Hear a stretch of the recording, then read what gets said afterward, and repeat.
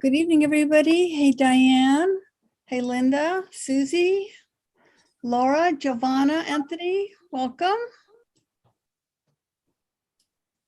We are live on YouTube, so. Hey, Deborah.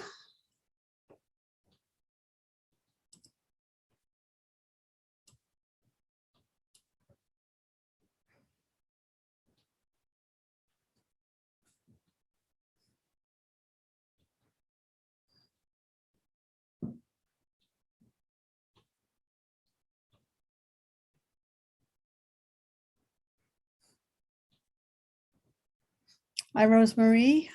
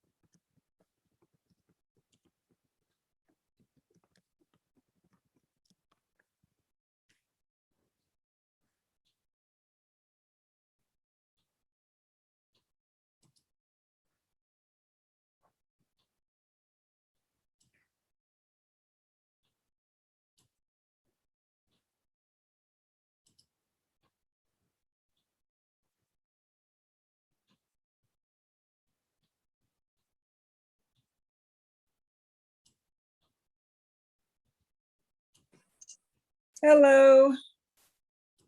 Hello, who's speaking? I heard a Barbara. voice. This is Barbara. Hello. Hey, Barbara, welcome. Thanks. Really tired, but I want to hear this, so I got to stick with it. Good. Well, if anybody can energize you, it's Venerable Robina. Yeah, she's got a lot to say. Thank you. I'll mute myself. Thanks. Sure. Hi, Andre. How are you? Hi, Elise.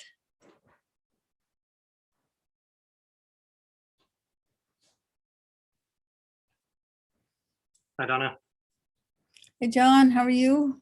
Good.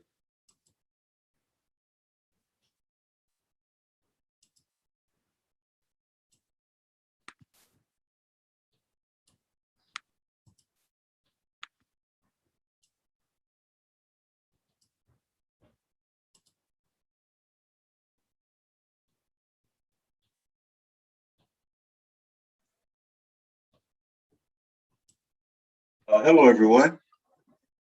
Hey, Andre. Oh, good. I can hear, I can see. Good stuff. Hey, Andre. Is there feedback this time when I No. talk? Okay, No, I think we're last good. time I had my TV on. I think that's maybe why it was that. Yeah. Yeah, all right. Hi, Jingla. Hi, Jeff. Hello, Donna. How are you? Hey, Hello, everyone. Andre. Hey there, how are all you? my old friends. Yes, hello.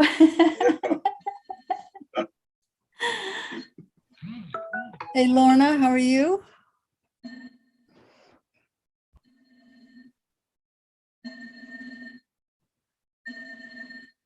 Hey, Ryan. Good to see you.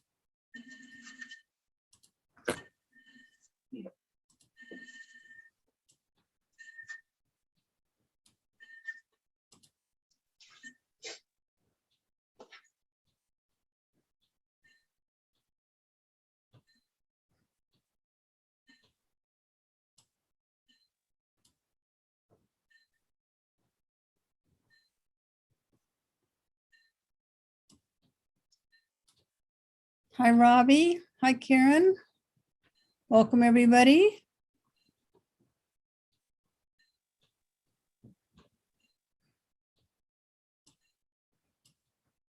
Hey, Alex and Sandra.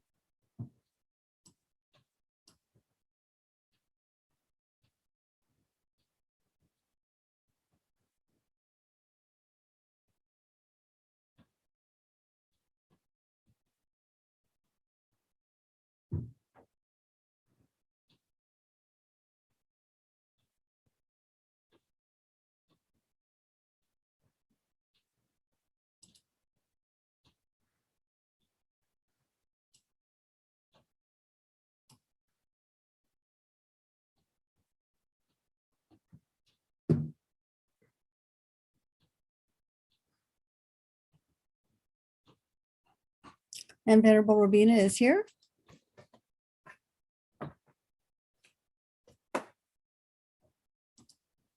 There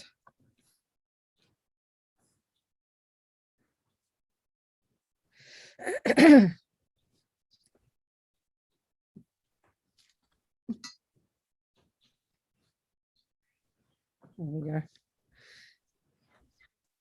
Hello, everybody. Good. So this is the same day, same internet connection. Let's see what happens. It only played up for you, never before and never since. So maybe we've purified our obstacles, Donna. I've been doing my best this week. Let's hope, everybody. Okay, sweetie pies, let's continue.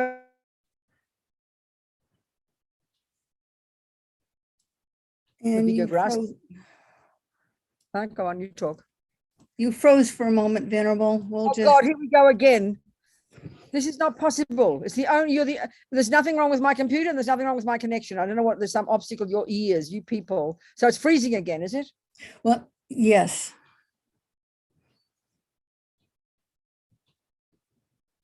And you're frozen right now. I understand. There's something between us and North Carolina. I have to use my iPad again. Okay.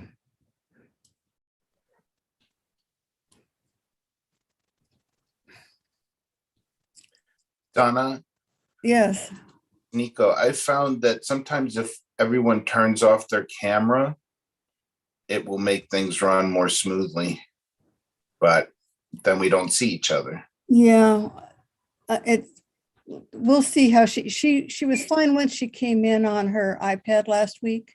So thanks, Nico. We'll see how it goes. I hate to do that to a teacher because then she's teaching to a bunch of squares with names on it. Yeah. So while we're waiting for Venerable Robina to come in, let's just chant Torah Mantras to get that right energy going. We'll start with a verse of praise. From your sublime abode at the Potala, O Tara, born from the green letter Tam, your crown adorned with Amitabha, action mother of the Buddhas of the three times, Tara, please come with your attendants. The gods and demigods bow to your lotus feet, O Tara, you who rescue all who are destitute. To you, Mother Tara, I pay homage. Om I prostrate to the no. Oops, I'm doing the wrong thing. I'm doing the praises, but we'll just do the mantras. Om Tare Tu Re So Ha. Om Tare Tu Re So Ha. Om Tare Tu Re So Ha. Om Tare Tu Re So Ha. Om Tare Tu Re So Ha.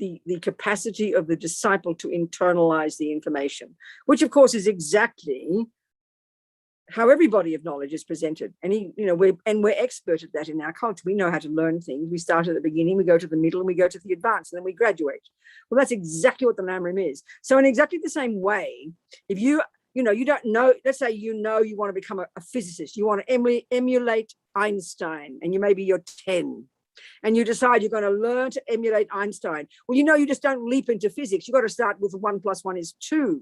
And so and this is the point, everything you're learning from there onwards is leading you to Einstein's knowledge, is leading you to physics. Everything is preparing your mind, priming your mind, giving you the information that prepares you to get to the level of understanding physics. And this is it's logical. Everything is like this. You want to study a 7-year course and then you end up graduating as some kind of, medical person. Everything is geared. It sort of goes without saying. But our biggest problem when it comes to spiritual path, especially if we're Buddhists, you hear karma, then you hear another thing, hear about emptiness, then you hear about impermanence, then you hear about compassion, and they seem to be like a series of individual, disconnected pop-up teachings, and we never see the relationship, to each other. This is our biggest problem. So we can study in the centers for 27 years, and all we just do, we think we're starting another little course in Buddhism. What's it got to do with karma? I don't know. What's it got to do with emptiness? I don't know. And this is our biggest problem. That's why we give up. We don't know the relationship between each of the topics. And it's fairly logical. If it's a coherent body of knowledge, it needs to be like that. But we don't think of spiritual teachings like that. We don't think of it as a coherent body of knowledge. Well, that's exactly what the Lamrim is, So what we've been looking at very precisely is the essence of each of the scopes of practice, or as Lama Zopa Rinpoche politely, respecting the lineage, would call the first level. We tend to shorten it and call it the first scope, the lowest scope. I call it junior school. He would say it's the teachings and practices suitable to the disciple of the least capability. And then you've got the middle scope, the teachings and practices suitable to the disciple of the middle capability, and then so on and so forth. And we've got the greatest capability. So another analogy, you've got the wisdom wing and the compassion wing. Well, junior school and high school, the first and second scopes, that's the wisdom wing. That's all the nuts and bolts of all the teachings that we need to apply to ourselves to help us begin the job of lessening delusions and growing the goodness by controlling our body, speech, and mind, abiding by the laws of ethics, which is the essence of the first scope, then understanding the mind, unpacking and unraveling the mind, which is the essence of the second scope. And then, of course, we add on compassion to the mix, and then we get to the 6 perfections. And then finally, we get to, in the 6 perfections, what we're doing is we're finally accomplishing the compassion wing. We're completing the accomplishment of the compassion wing. And in the last 2 of the 6 perfections, we're completing the accomplishment of the wisdom wing. And the combination of these 2, the culmination is Buddhahood. You get the job done. You now graduate, So what we've been trying to point out the last few weeks, how many weeks it is if we look into karma, as I've been saying, the essence of the first scope of practice is abide by the laws of karma. That's when you begin to practice. Okay, Tsongkhapa gets us to prime our minds first, thinking first about the necessity for a teacher. Then we think about the importance of the preciousness of this human life. Then we think about impermanence. Then we think about the lower realms. Then we think about refuge. Even then we don't see the relationship. We can't see the psychological logic to the order of these points. So the order of all these points is to energize us not to want to waste this precious life. That's why those points are put where they are. But if you want to get the essence of the first scope, that's abiding by the laws of karma. That's when you actually begin to practice. The rest of it is to prime your mind to get you ready to begin to practice. So as I've been saying, the explicit, the overt teaching about karma is to get us to stop wanting future suffering. Because Buddha's telling us everything we think and do and say produces the person we become. We're our own creator. But what I've been trying to point out, and this is what comes as we continue to practice, as we continue to apply karma to our lives, what it does is very powerfully counteract the grasping at this self-pity victim me who didn't ask to get born, whose fault it is not, which is the way ego is. When we start to look at it, as Lama Yeshe would say very brutally, ego is self-pity me. I mean, it doesn't seem like that to us in the beginning, and it's a really tough practice to start taking responsibility. Well, that naturally enables us to become less a victim, to become more courageous, to take responsibility. And guess what? That's loosening the grip of ego grasping, because ego grasping is the self-pity me. So the implicit teaching of karma, and it's very direct, is because karma, which is cause and effect, is a excellent example of the first level of dependent arising, and dependent arising is the king of logics to prove emptiness. And today we're going to talk about this directly. So already we're getting ready to get into emptiness by understanding karma. It mightn't appear evident initially, but as you practice, it will become evident to us if we're practicing properly.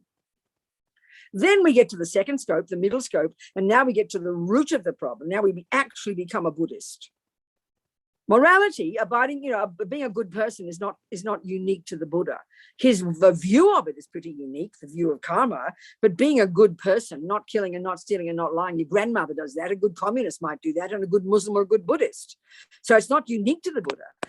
But now we get to become actually a Buddhist when we start to abide by we start to become our own therapist, as Lama Yeshe would very nicely put it. In the middle scope, which is where we start to get into the root of what suffering is. In the initial stages, we're controlling the body and speech. Now which are the servants of the delusions. Now we get to the root of the problem, and we start looking at all these branch delusions.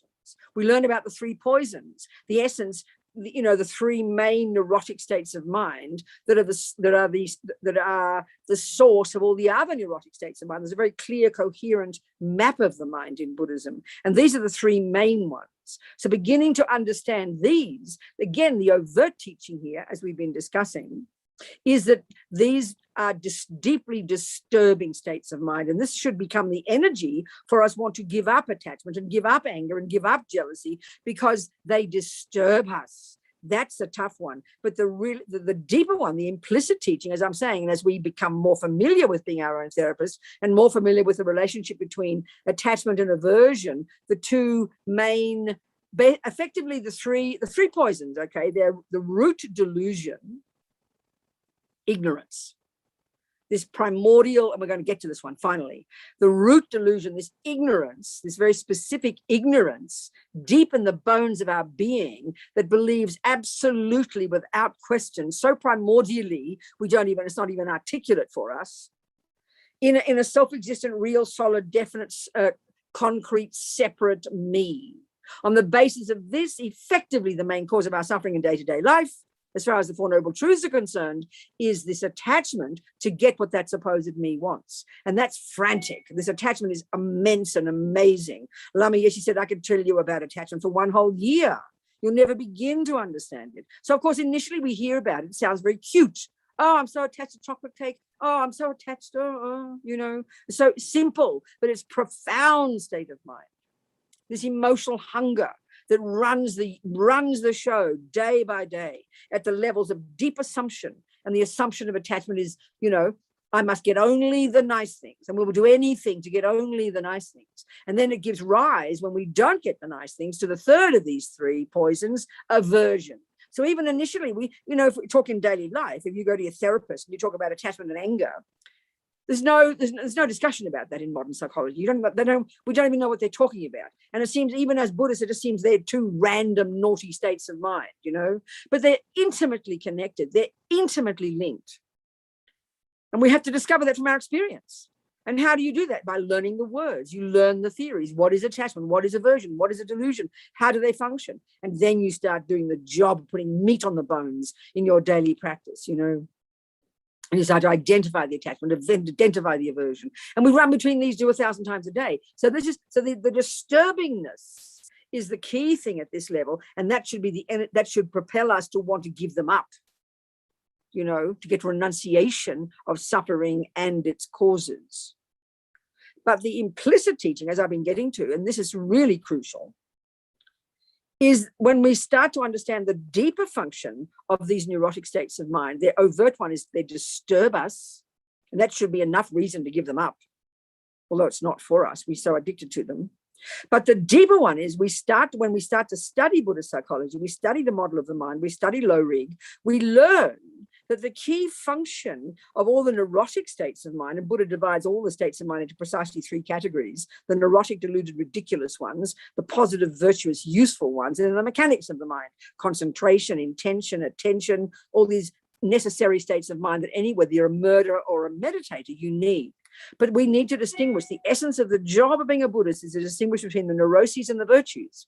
So when we start to learn the Buddhist psychology, we learn low rig, we start to hear, the definition of a delusion, of a disturbing state of mind, is that it is a misconception. It is a misconception. And this is ridiculous to us. If you see a person shouting and yelling and you say, oh, they're having a misconception right now, you laugh at it. What do you mean? They're called angry. Look at them shouting and yelling. And this is our big problem with the disturbing emotions. We only notice the disturbing emotions when our body feels them, because we're so addicted to our bodies. We make the body the boss, as Lama says. But that's really gross. We need, and this is why we've got to have some good concentration, good discipline, so that we can begin to listen to the thoughts, the conceptual stories that inform those emotions. The emotion is just the tip of the iceberg. It's the thoughts, and they are misconceptions. So when we can start to understand how attachment is a misconception, it is a state of mind, totally programmed from countless lives of practicing it, totally instinctive. That's why it's almost like a joke to call it a misconception, that's deep in the bones of our being, that we totally believe in and totally buy into. It's a story our mind tells us, that when the eyes see that brown triangle and the mental consciousness labels it chocolate cake, and all the rest of the story comes flooding into your mind from habit, because you're used to chocolate cake, you believe that chocolate cake is delicious, you believe it'll cause you happiness, and then in it goes the mouth waiting for happiness to come, and then 3 pieces later you want to vomit and you don't even question any of it. This is the practice we have to do to unpack and unravel all these deeply ingrained habits, to start to see the conceptual story that informs these emotions. This is really preparing us now to get to the 6 perfections. And we listen to how ignorance, we start to conquer ignorance now. This is where we have to learn to realize emptiness. And this is where we start to really begin to hear for the first time in the teachings about how ignorance is a misconception. But already all the delusions are misconceptions. But the Buddha wants us mainly to concern ourselves with the disturbing nature of attachment, not the misconception component. Whereas if you listen to Lama Yeshe's teachings and Lama Zopa's, they're talking all the time about that. Attachment and anger are lies in the mind, and they lead us up garden paths. And when we really begin to understand this, we now understand why we suffer. This is the point. This is the point. We suffer because we are believing in totally ingrained, eons old conceptual stories that come completely spontaneously without any evolution, because they're so spontaneous, and the lies are so deep and so ancient, and this is the tragedy, that they are so strongly ingrained in our mind that not only do we believe that even that lie causes the chocolate cake to appear delicious. So in other words, attachment, this is still in the middle scope, attachment is a misconception that over-exaggerates the deliciousness of an object, in this case, the chocolate cake. So what happens is the eye consciousness sees shape and color. That's it. It can't see chocolate cake. But in a millisecond, your mental consciousness is accessed, and up comes this story. Chocolate cake, delicious chocolate cake. And then attachment kicks in. It's utterly divine chocolate cake. And totally instinctively, you believe it'll make you happy such when you get the chocolate cake. It's the cause of your happiness. So everything in you, all your parts of your mind, all work together to get the cake in the mouth. Not here, not here. You don't forget which hole it belongs to, this one. And then the expectation comes, waiting for happiness. This is happening spontaneously, primordially. So the attachment is so strong that not only, it causes the actual cake to appear in a way that it doesn't actually exist. And this is how Lama Zopa talks all the time. And this is how we're going to get to talk about ignorance, the root delusion, because it's the root lie. All the delusions are misconceptions. But this is, from the modern psychological point of view, this is not how we talk about mental illnesses. And the affliction, which is very medieval. Lama Yeshe never used it. I never use it. The better word is delusional, disturbing emotional, neurosis. Neurosis is a good one. You would have liked that nice Greek word.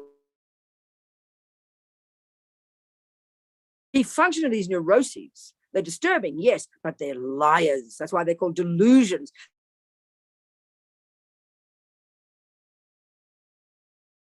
The nail on the head. Delusion. It's a brilliant word. These unhappy states of mind are delusional to the extent to which they're running the mind, and they're running the mind all the time, one way or another, especially attachment. To that extent, we are not in touch with reality. That's exactly how Buddha's talking. That's exactly how Buddha's talking. And that's what we have to understand. And this prepares. Now it's easy to start to look into ignorance, the root delusion. So the root delusion, ignorance, ma-ripa, unawareness. So of course it's a very broad general word, isn't it? But it's got a specific definition here. It's the root ignorance. There are many kinds of ignorance in our mind. Of course there are.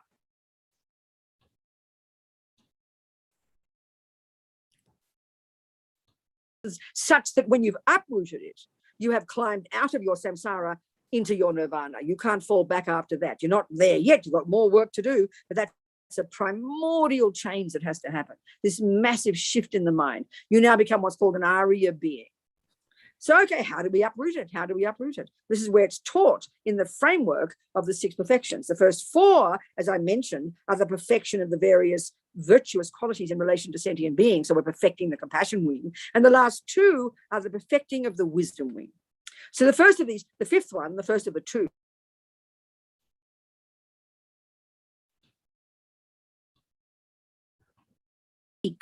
is called shamatha. Calm abiding is the usual way it's translated. So as Lama Yeshe points out in his wonderful book, Mahamudra, How to Discover Our True Nature, which is a very delicious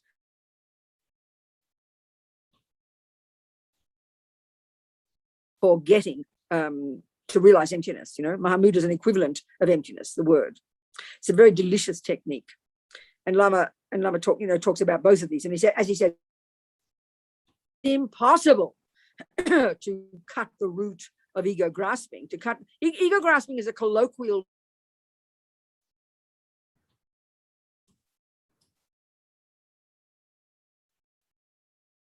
as having an intrinsic nature. And we're going to unpack these words. What does it mean we grasp at things having an intrinsic nature? There's many synonyms for that. We need to understand these words, which we're going to look into a little bit, the best I can. So this ignorance is the root of the problem. So, you know, this is where the Buddha diverged from the Hindus, actually. They were amazing, these brilliant yogis centuries before, you know, more than 3,000 years ago. They're the ones, as His Holiness the Dalai Lama says, they're the ones who began the investigation to the nature of self. Not as we smarty pants white people think it was Mr. Freud, you know, 100 years ago. How pathetic. Only now are we honoring these incredible Indians, you know, not to mention the Buddhists, the Indians before. So they're the ones who created this amazing technique, this ingenious, brilliant psychological skill that enables you to completely subdue the grosser level of consciousness, including the sensory and the grosser level of conceptuality, and to totally get to a laser-like level of subtle focus, the likes of which we cannot even imagine. There's likes of which is nothing in psychology at all, nothing like it, because it's a state of mind that we don't even posit as existing in modern psychology, because in modern psychology we talk about the brain. Okay, people are looking into these things, it's wonderful, but so far we haven't got anything like it yet. You know, it's these genius Indians got this one. So Buddha went as far as he could go with these Indians. They gave grosser level of suffering, they gave up the subtle level of suffering, they gave up attachment, but they didn't give up the root one. They went as far as they could go to the peak of samsara, but they didn't understand, they had no view of emptiness. That's where the Buddha diverged into his own direction. Now we have so-called Buddhism, you know. So of course in Buddhism itself there are so many viewpoints. One of the texts that you'll study in the monasteries, in which we indeed study in the centers, which is called Buddhist Tenets. And you're laying out all these different schools of thought, all nice logically presented, you know, very many variations about in fact exactly the nature of self, about in fact exactly what is emptiness, what exists and what doesn't exist. So this is a key thing that Buddha talks about from the beginning to the end, what exists and what doesn't exist. And again, initially this is an odd concept to us, you know, so what do you mean what exists and what doesn't exist? But this is Buddha's whole deal.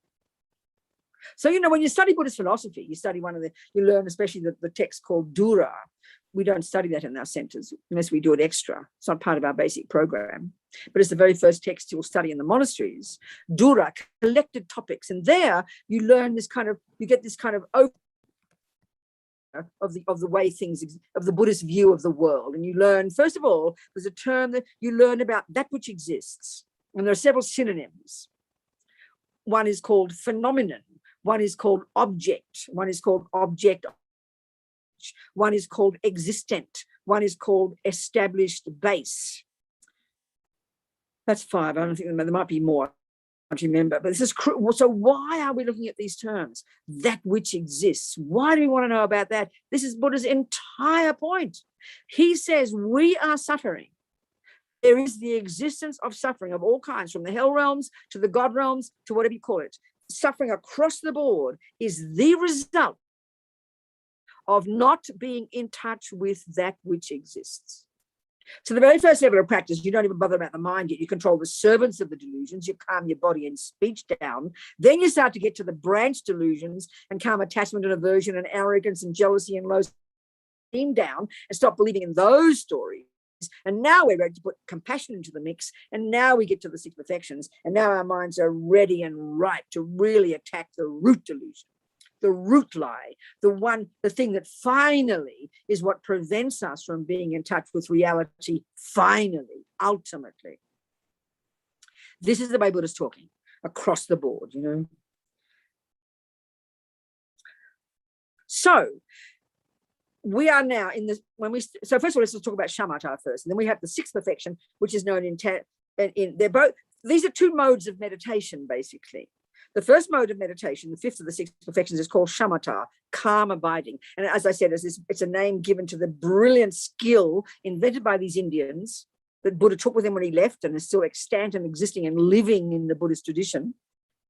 Every day, but people like you and me are attempting to get this concentration.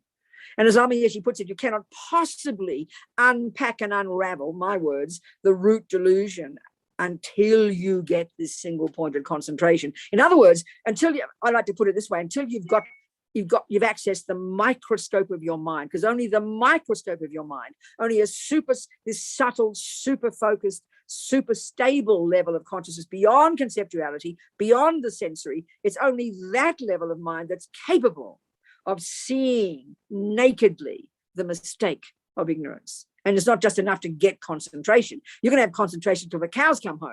You've got to use insight, which is the 6th perfection, or the second of these 2, the last 2, the second of these meditation techniques, which is known in general as insight. So there's calm abiding and special insight, or shamatha and vipassana. So in Buddhism, there's many, Lord Buddha taught many vipassana techniques, but there's one that's in the world that's most popular that tends to be, people's assumption is that's what Buddha means by insight. But he taught many insight techniques. And the one that's the most popular, and I've never done it, I think it's a technique that's Lord Buddha taught it, that you use your concentrated mind, because these 2 techniques go together. We're going to discuss all this. That you get some concentration. Once you've got some concentration, you go to the 2nd mode. And then what you'll do with your concentrated, focused mind, to whatever degree you've got concentration, you'll then scan the sensations of your body. Now, why do you want to do that? Well, in our culture, we often mistake it because we're so addicted to our bodies. We think Buddha wants us to get insight into our body. Couldn't care less about the stupid old body. The body's in the way.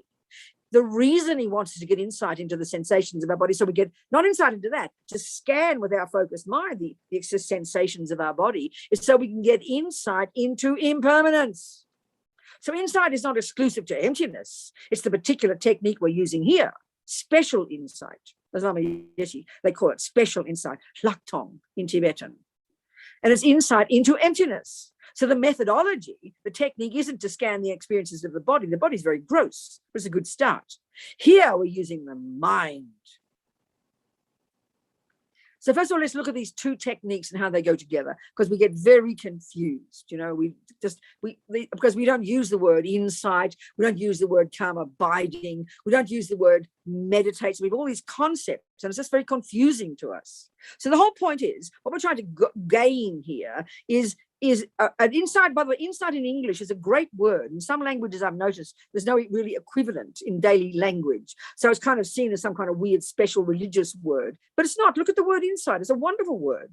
You know, you're thinking through a problem and you go, oh, I got some insight into that problem today. It's a lovely, ordinary word we use in daily life. Insight, inner seeing. It's a wonderful word. We use it all the time.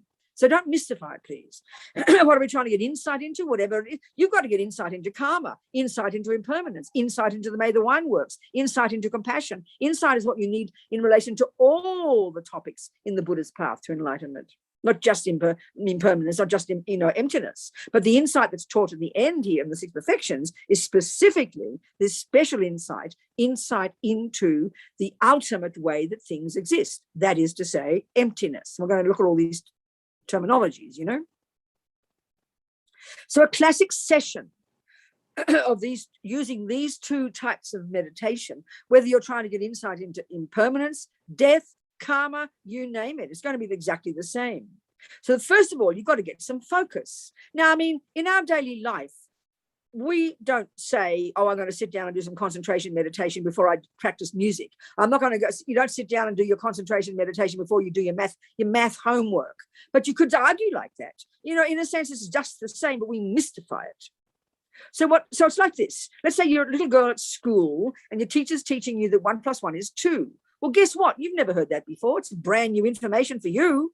I've never heard, oh, mummy, she told me today that 1 + 1 is 2. Wow. She wants me to get some insight into it. What do you think she's asked you to do, your teacher? She says, basically, go home, Robina, and do your homework. What does homework mean? She wants to use your noggin to think it through. 1 + 1 equals, you've got to know those words. And then at some point you go, aha, mummy, I've got an insight. Now I understand. That's what your teacher asked you to do. That's how we study everything. But we don't call it getting insight. We think it's some Buddhist kind of weird thing. Don't be ridiculous. We mystify so much, you know. So that's exactly what you do. You go home. Now, if you don't have a little desk to sit at, and if you don't have any kind of quiet, and your sisters are jumping all over you, like in my house, I never did any homework because I didn't even have any concentration. So at least your teacher, basically, if she's a Buddhist, she'll say, Robina, go home, close your door, get your sisters out of the way, sit down, get some concentration, then open your eyes, and now I want you to get insight into 1 + 1 is 2. That's exactly what she'd tell you, isn't it? And you would do it. And that's how we learn violin, math, IT, cooking, everything. We are geniuses at getting insight. And we know damn well, if you can't concentrate, you can do nothing. So concentration is an obvious prerequisite, but we don't call it meditation. So we must not mystify these things. It just happens to be these brilliant Indians invented this genius technique for getting concentration. Anybody who wants to be a good physicist or a good IT person, they benefit immensely from having single point of concentration. They become the most genius physicists on the planet because their concentration will be so blissful. We think of it as religion. It's ridiculous. And that's why mindfulness meditation, which is a common term we use for concentration meditation, it's not Buddhist at all. It's not even religious. It's just a monkey could do it. A dog could do it. A bird needs very good concentration. So it's not religious in its nature, but we think of it as, oh, I'm doing my mindfulness meditation with my eyes closed. Somehow it's holy. Don't be ridiculous. Unpack this stuff, please. Be clear about it. But what you use it for is what makes it spiritual or not. You know, as Lama Zopa says, thieves need mindfulness. Mindfulness, concentration, attention, intention, discrimination, they're neither good nor bad. It's a question of why you do them that makes them useful, you know. So concentration, in order to get insight into anything, 1 + 1 is 2 or emptiness, you've got to get some concentration, baby. That's the first of the techniques. So then in your little meditation session, let's say you've been to the class, you've heard Geshe-la teach dependent arising, and you're squeezing your brain, you can't quite work out what's going on. So then, ideally, like they do in the monasteries, as Lama Yeshe pointed out when he talked in Mahamudra, you'd hear the teachings, you'd go home, you'd discuss with your roommate, and then you'd sit down and you would meditate on it and internalize it. That's the best way to do it, like your homework. If you miss out your homework for 3 days and you hear the teacher talk again, you've lost the plot. So you'd go home, you'd get some, after hearing Geshe-la's teaching, you get some concentration, you do some shamatha to the degree that you understand it. So let's talk about it for a second, okay? This is, like I said, this genius technique that these Indians invented that's still living, a living tradition in Buddhism. It's an amazing, marvelous technique. And as Lama Yeshe points out, and he always did this with us in the West, he tried to get us excited, you know, he tried to get us excited to want to practice. He tried to get us to see, and in this especially when you start to do concentration, you could be forgiven for thinking you've achieved liberation because the qualities that you accomplish just by getting concentration are so astonishing, you wouldn't believe it.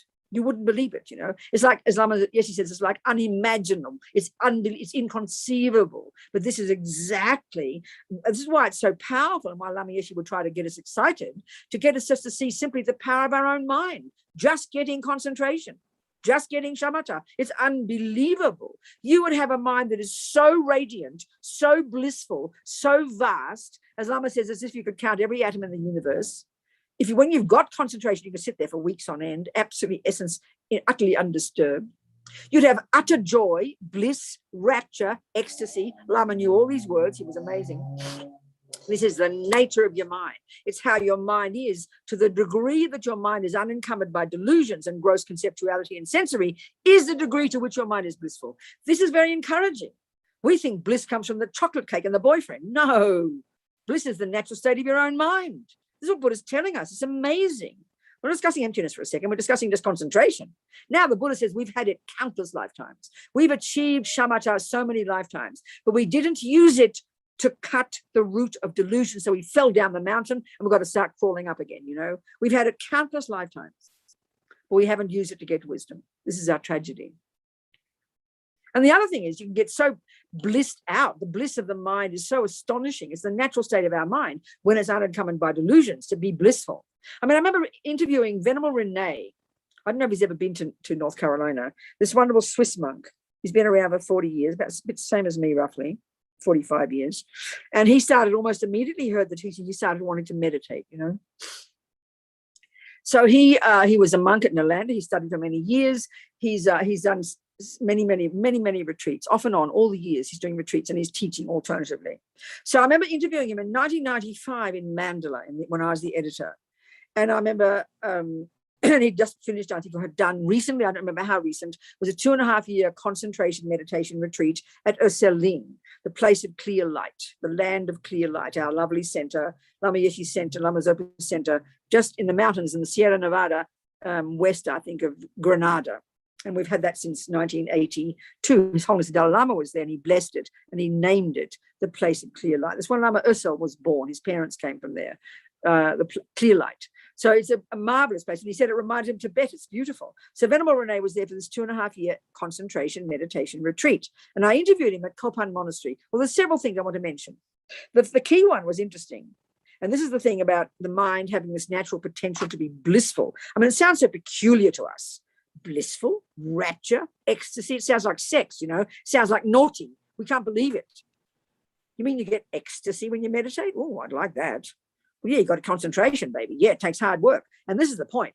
If you read Liberation in the Palm of Your Hand, and you read Paponka Rinpoche describing the prerequisites for a person to get to the mountains, best metaphorically, but actually, which is the right condition to get concentration, you've already got to be a highly realized person, you know. And this is the point that Rene said.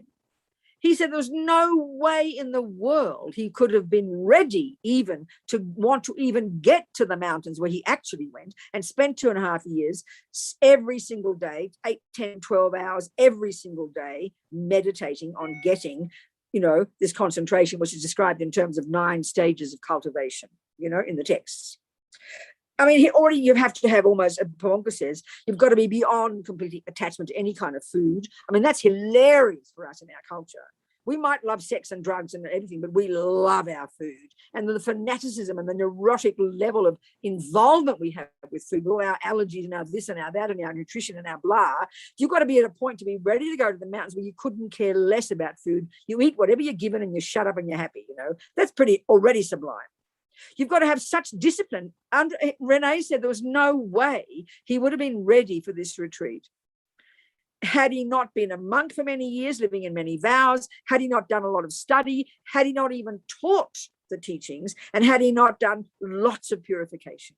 So you need so much, your mind's got to be so ready to have the courage and the discipline and the confidence and the inspiration to do this enormously hard work of moving this mountain of a mind from one direction to another, to make it go beyond attachment and all this ridiculous neuroses, to want to just get concentration.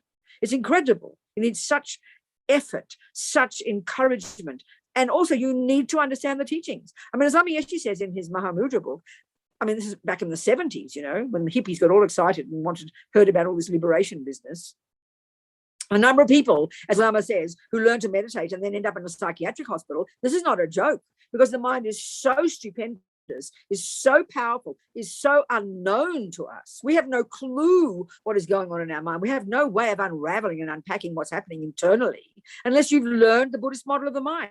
Unless you've done bucket loads of purification practice, because intense stuff happens in retreats. You've got to know how to navigate it. You've got to understand what it is. So you can't just leap into meditation. And this is the point. So many people, there are so many stories, you know, people I've talked to, things I've heard about, people who've got some karma from a past life, let's say, to know how to meditate. They sit down and they can do it very easily, or they sit down and they suddenly get lots of bliss.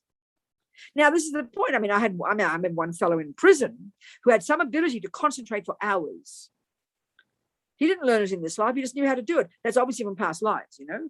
But he completely was deluded. He had no idea what attachment was. He thought he was, you know, he thought he was the bee's knees. He thought he was Buddha already. He was completely deluded. He wrote a long letter to Lama Zopa all about how he's, you know, he's enlightened already. And Lama Zopa just told him to shut up and start doing some prostrations, you know. But of course he didn't listen. Because you go mad if you don't understand your mind. You don't know what you're dealing with. I remember one woman, when she came to one center and she started doing the Tara meditation we did, and she got bliss. Well, she thought that was being religious. That's one of the biggest mistakes in spiritual practice. People equate feeling good with a spiritual realization. I mean, you feel much better with sex and you enjoy it with somebody else, okay? I mean, excuse me being blunt. You know, it's ridiculous. Get more fun with an ice cream, God almighty. But we're so deluded in our view of what meditation is and why you do it, you know. There's one guy, anyway, many stories, people going crazy because they don't understand how to deal with what arises in their crazy mind, you know. So the other thing that was interesting is, you know, the Buddhist view, and this is what Lama makes so clear in his Mahamudra teachings, is that the mind, that the less deluded our mind is, the more focused our mind, the less sensory consciousness, the less gross conceptuality, the more subtle, therefore the more blissful. This is just natural in Buddhist view. It's just natural. And that's hard for us to hear. We don't understand what to do with all that. And the other thing is many people have even just a moment, have a good meditation, they're practicing very hard, and they might one day get some really good concentration. And they all say that when you've got the concentration, the mind is very blissful, but it's super, super peaceful. Now, if you think of bliss, if we use it in a gross way, even when you're slightly thirsty, just for a glass of water, your mind is berserk. So the more pleasure we tend to get, the more we get pleasure, the more berserk our mind. And that's what Buddha talks about. He says the pleasure we get now, whether it's the cake or the handsome boyfriend, the more the attachment, the more the pleasure, the more berserk, the more out of control the mind. There's no control whatsoever. Whereas this bliss that your mind is capable of in a serious practice, it's super, super undisturbed. It's super peaceful. So, and that's not something we normally experience in our daily lives, So Lama talks about some of the extraordinary qualities. And of course, one of the major qualities we all get when we get concentration, get single point of concentration. Not just a flash in the pan, but when you get it properly, stably, such that you can sit down every time and go straight to that state of subtlety. That's when you've accomplished it. And you can lose it, so you've got to keep practicing.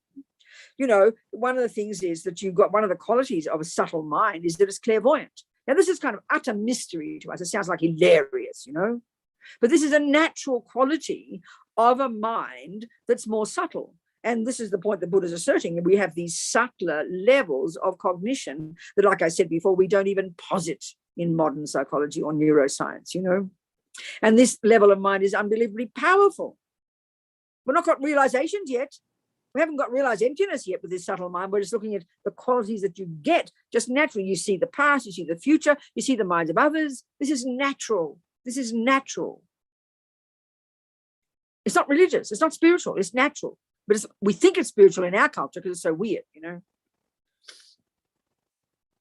So concentration. The only reason you want concentration is so that you've got this subtle laser-like focused mind. And now to the degree that you've got it in your session, you'll go now to the second mode of meditation. And now you will try to get insight into what? Into whatever topic you study with Geshe-la that day. Let's say it's dependent arising, which we're now going to talk about. So then what would you do? So if you've got a good memory, like all these monks and nuns in the Tibetan tradition, they memorize everything. We can't memorize even our phone number. We've got to look at our course notes, don't we? So got your concentration, then you go to the second mode, you open your eyes, or if you remember, you take what you learn from Geshe-la. And what's that? That's a series of words, isn't it? Like 1 + 1 is 2. You've got to put these concepts together. You want them to ring a bell. You want them to make sense to you. You want to get an insight into their meaning. This is the homework you're doing, but you're doing it with a more focused mind in a concentrated meditation mode. But you take the argument, let's say, with dependent arising, and you would think it through. Now, we all know, if you're a Tibetan, a Tibetan Buddhist, what you tend to hear is the second mode of meditation is called analytical meditation. That really confuses us. Technically, it is called special insight meditation. But the point is, the method we use to get insight is analysis. But we get confused. Analytical meditation, we get all confused. Well, what's that? You know, well, what do you think analysis means? It's a fancy Greek word for the verb to think about something. So that's what you do when you do your homework. Your 1 + 1 is 2, or your fancy looking physics. You think it through with your noggin, with your intellect, with your concepts. That what happens when you got concentration, you think it through, the penny will drop. Oh, now I get it. That's the two modes of meditation together. You get your concentration, you go to the second mode, you take what you just learned in class, you think it through at a more subtle level because your mind's subtle, ideally, and then the penny drops. Suddenly the meaning becomes real to you. And there's a classic way to being in a retreat, you do your concentration, you go to your second mode, you take your topic, and you get ever deeper insight, ever deeper insight, ever deeper insight, until one day, one life, at one moment, you will finally get the subtlest insight, you'll get the subtlest level of your mind, and one day the penny will drop and you will get insight for the very first time, direct, non-conceptual, direct insight into the fact that I that you have believed in since beginningless time has never, doesn't, and could never exist. That's your first moment of a direct insight into emptiness. You now start climbing out of your samsara into your nirvana. You have got a lot more work to do, but from there you become what's called a superior being. That's what we're aiming for. And then you have to perfect that. Much more meditation. Could take you many more lifetimes. Who knows? Whoever you're at, you know, but you can't fall back after that. And that's what we've never done. So now let's look at dependent arising, because what we're trying to get insight into, the shorthand is the word emptiness, and this is the one that throws us completely. So let's look into the meaning of this word, the use of this word. It's shorthand. So one of the best, this is where Tsongkhapa, in his marvelous text of praise, his song of praise, you know, to the Buddha, for his amazing teachings on dependent arising, basically the king of logics, as Lama Yeshe paraphrases. So basically, to get insight into ultimate reality, and we're going to go into these words, emptiness, you need to use your noggin. You've got to use analysis. You've got to use logic. You've got to use many logical arguments. That's what you do at the conceptual level. But don't think it's only at that gross level. The mind, when it's very subtle, can also, when you've got single point of concentration, you don't just sit there spacing out. You can be effortlessly single pointed without any thought at all, but you can utilize that laser-like focus to think about exactly what you like, but at such a subtle level, it's almost like a joke to call it thinking, but it is thinking, but it's super subtle conceptuality. And that's what you need to use. And when you've got that level of clarity, that level of focus, the level of duality you've got is super subtle, and it's quick to get insight into emptiness. It's quick to cut the nonsense delusions, to see the mistakes the mind has been making, you know. So, but we've got to start at whatever level we are, which is at the very gross level with no concentration at all. So we use our conceptuality like we're doing this second, you know. So let's look at this king of logics. there's so many logical arguments, and we'll touch on a few of them that we need to use. I've got to check the time. What's the time, Donna? Oh, here we go. 6 o'clock, 8 o'clock for you. And what time are we finishing? 9 o'clock. Yes, Okay, darling. How many more classes have we got? one more. Okay, good. Okay. So there's many logical arguments, and many in the monasteries, they do this for years and years. When they study Madhyamika, the middle way, that's when their most intensive study, everything in the monastery leads up to that. That's when they really get into these teachings, learning to get to the view. They get to the view to cut the nonsense. So, okay, there are many logical arguments, but as Lama says, and as paraphrasing Tsongkhapa, that dependent arising is the king of logics. The king of logics to prove emptiness. So we're going to discuss that. We'll discuss other arguments as well.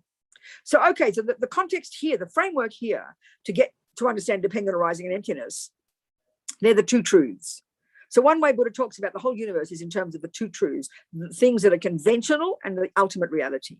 Well, one way of describing is all the emptinesses of everything are ultimate reality, ultimate truths, and everything else is a conventional truth. Another way of talking is that everything that exists has these two modes of being. So there's lots of phenomena. There are lots of phenomena, objects of knowledge, existence, ENTS, established bases, these 5 synonyms for that which exists. And what we have to do is analyze how these phenomena exist ultimately in order to realize how they lack an intrinsic nature. So let's look at the object called I. This is our favorite object, our favorite phenomenon, our favorite object of knowledge, the one called I. So what does this mean? Okay, well, first of all, if you want to discuss anything, you need to discuss, you need to know the name of it. You need to know what it is, which means you have to know its definition. So then we can be on the same page and then we can discuss it. So if we're going to discuss, let's say, you'll say, what's that, mummy? And she'll say, well, darling, it's called a thermos. And then, of course, that's the label for it. But I'm not happy yet. I'll have to tell her, I'll say to her, mummy, what is it? This is the definition. She has to give me the definition. So one way of putting it is a definition of something has two parts. The first part will tell you its conventional characteristics. Well, she'll say, well, darling, look at it. It's this flat-bottomed metal container. Now, that's good. I can see it. But I'm not happy yet. I don't know what it is in its bones. This is a really good, it's really powerful. I don't know what its function is. I don't know what its meaning is. I don't know what its job is. When you say, but what is it? That's what you mean. It is a flat-based metal container, but you don't know what it is yet. But mummy, darling, what does it do? And she will tell you the second part of the definition, and this is its function. Now, this, in terms of understanding these two truths, is a major point to understand. Because they say that when you finally realize emptiness, ultimately, conventionally, things still function. So there's not a contradiction. So we're going to go into all this. So, okay, you now know what a thermos is, but don't believe your mother. You've got to now, she's got to prove it to you. Don't just believe what she tells you. We'll believe anything anyone tells us. We're idiots. So she's got to prove to you. She's got to tell you the second part. So I forgot to say, what is the second part? What is its meaning? What does it do? Well, sweetheart, it keeps my tea warm. So now she's got to prove it. So she'll put the tea in there. She'll put the lid on. She'll leave it for 2 hours, and we'll come back and we'll open up the lid and we will test it, and we will prove that it fulfills its function. It kept her tea warm. But even then, I should not be satisfied. I should not be content yet. We should then check if there's any other definition in the world that we exist in for the term thermos that is a valid cognition. And if there's not, then we tick the box, we shake hands, and now we agree on the conventional truth called a thermos. Now, first of all, Buddha's telling us we don't even get conventional reality right. We're living in la-la land about most things. So really one argument you could say is working through the Lam Rim, at least we're trying to get sorted about what is conventionally true, Conventionally, already we're on the right track. So let's look There's millions of phenomena in the universe, and there are millions new ones being invented every day. I mean, I always think of Steve Jobs. I'm sure the contents of the universe must have tripled since Steve Jobs invented iPhones and iPads. And look at all the apps that exist in the universe. Who'd heard of an application before Steve Jobs? Now they're totally real reality. There are billions of them. Look at all the language in IT now. Before computers, none of that existed. So every day we are creating new conventional phenomena. That's cool, nothing wrong with that. So let's look at the conventional phenomenon that we call me, I, self, person. These words are synonymous. So a dog is one of those.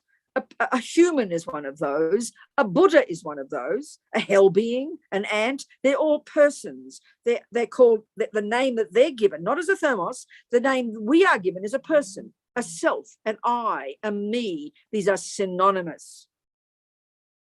That's a conventional term given to this phenomenon. Each of us is one of those. We're not a thermos, we're not a toilet. We might treat ourselves like toilets sometimes, and we're not a toilet. So then, I don't know, I can't think of what the definition of a person is. I forget now, but never mind. We should know, but I can't think of what it is. It's sort of funny and boring. But we can assume we are one of those. I mean, we are also mind possessors, but technically the term sentient being is not given to a Buddha. For some reason, it's only ordinary beings get the term sentient being. But one thing that does define us as a person is a mind, isn't it? I mean, we've got a mind, When the body is dead and there's a bunch of flesh there and there's no mind, we don't call it a person, we just call it a bunch of flesh. It's a corpse, isn't it? We get rid of it as quickly as possible. So person is the label that we use, or I. The favorite word is I. So let's look at this I first as a conventional truth, a convention. A convention is by agreement, isn't it? We all agree. When you establish what a thermos is, you agree upon it. When you establish what an app is, look at it. This is how things work. We agree. It's this, it's this, it's this. We all sign off, we shake hands, and then we communicate about it, That's conventional reality. So let's look at how this I exists conventionally as as a dependent arising. This is really the term, the shorthand for how things exist conventionally. And we're going to look at how the I exists conventionally in order to realize its ultimate character, its final character, its absence of inherent I. These are the words we have to get used to, So that's why dependent arising is the king of logics to prove emptiness. So right now, these are the two truths, conventional and ultimate. So as the Buddha is saying to us right now, we've got the two extreme views in our mind. As soon as we hear, so it's in general here, as soon as we hear that Buddha says there is no thermos from its own side, that's emptiness. We're going to get to all these words. We'll go, oh, well, there's no thermos, and we chuck the baby out with the bathwater, and we become nihilistic, and we say there's no thermos, might as well kill myself. And that's our wrong view as soon as we hear the word emptiness. So then as soon as we hear conventional, dependent arising, there is a thermos that does exist in dependence upon various factors. We're going to go into those. There does exist a thermos in dependence upon various factors. When we hear that, we go, oh, thank God there is a thermos, grasp. And we grasp to the other extreme of concretizing, of making it absolute and permanent and solid. So these are the two extremes. Emotionally, we run between all the time, up and down like yo-yos. We're all kind of bipolar when it comes to reality, It's either nothingness or somethingness. And we kind of wish Buddha would make up his mind, Well, is there a thermos or is there not a thermos, Buddha? Because when you read the words, it sounds like he's contradictory. There is a dependent arising thermos, but there's ultimately no thermos. What does this mean? And this is the key thing we have to start to get to start to realize that these two are actually pointing to the same thing. When we really start to get on track in understanding dependent arising and emptiness, not as separate, not as opposite, which is how the ego feels now, but we see that they're bringing us to the middle way. The real middle way is when these two finally, when you're a Buddha, finally these two are simultaneously cognized. There's no longer a contradiction between conventional and ultimate. There's no longer a contradiction between dependent arising and emptiness. These are the words for it, okay? So when we start, and this is why it's such a powerful logic, because the instinctive approach to emptiness, the biggest mistake in it seems, they say in the literature, in the minds of people, the biggest mistake is to hear that it means nothing. This is the biggest mistake. This is falling into the abyss of the great mistake, as Tsongkhapa says, you know. So let's look at this. Okay, so the Buddha, there's hundreds of ways he points out hundreds of ways in which things exist interdependently. But he's got three key presentations that are really a summary of his arguments with the prevailing views, the Hindu views before. And the very first one, and this is where karma comes in, the very first level of, there are three main ones. The very first level of dependent arising is, use the I, or the thermos, same argument, that the I come into existence in dependence upon countless causes. Well, that's karma. This is the most powerful example of dependent arising. Instead of this, I am an innocent victim, I didn't ask to get born, this concrete sort of lump of me was plonked onto this planet to whom things happen unfairly. That's the view we have. But to start to realize I'm a product of causes and conditions, and that you cannot find any I among any of those thousands of causes, you start to loosen the grip. Where's the I, you know? This is why I remember Geshe Tektok, my philosophy teacher, whom I studied with in the late 70s in England. He was the abbot of our monastery in France for 10 years, Nalanda. He's passed away now. Then he was the abbot appointed by His Holiness, the abbot of Sarah J for 7 years. They get this 7-year appointments, the lamas, you know. And he was my philosophy teacher. I remember he used the example in talking about dependent arising and causes. He used the example of the phenomenon called Robina. And he said, it can be said that everything in the universe up to the first moment of the object called Robina can be said to be a valid cause for the existence of Robina. I mean, that sounds pretty cosmic, right? But if you start to think about it, it's logic. You start to think of the main cause of Robina. Well, it's her mother, let's say. Well, my mother had a mother, and that mother had a mother, and you can never find the first mother. You're going to go back to beginningless time of mothers. Then you got a father. Then everything you look at, her hands, her body, the flesh, her eyes, her mind, all of them have got countless previous causes, this unbroken chain of causes going back and back and back and back and back. So it's a pretty intense concept, you know, but we're looking all the time among those causes for this little I in there. You won't find one. So then you've got the second level, and we're going to go to this argument now. This is the one that's so delicious. This is not the subtlest yet. It goes like this, that I exists, the conventional I exists in dependence upon its parts. So we all know, the Buddhist view, there are two parts of a person, the body and the mind. That's it, body and mind, they're the components. Now, we know the body has got countless parts and the mind has countless parts. What are the parts of the mind? Well, love, compassion, anger, jealousy, this moment of mind, that moment of mind, the moment of mind before. There's millions of parts of the mind, pieces that make up a mind. There are millions of pieces that make up the body. This is a crucial one. It kind of sounds fairly obvious and rather boring. What do you mean I just depends upon its parts? Well, why? Because Buddha's arguing here with a position that says that there is a self or a soul or an I or an intrinsic Atman that is partless and permanent and unchanging. And he's arguing with this. He says that's utter nonsense. That's not viable. That can't be how it is. That's his argument about the way and nature of a creator. A creator, by definition, has no cause. The Catholics spend an intense amount of time arguing philosophically for how there can be a first cause, capital F, capital C. Buddha argues with this. There's not a possibility. These are hugely important analyses we need to do to break the grip of this ego grasping, you know, because he says it's not a viable way. Things cannot exist like that. So this is the one we see in Pabonka in Liberation in the Palm of Your Hand. You know, we have to do this analysis. And he's basically, Buddha's telling us is this. Because of this ignorance in the mind, this marigpa, this self-grasping, we believe utterly and completely and instinctively, primordially, all the time, that there is in here somewhere, as my friend Pende says, walking hand in hand with all the other parts, a very special part called I.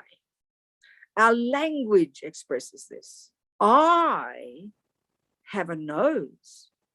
How dare you do that to me? I is out the central player in our head.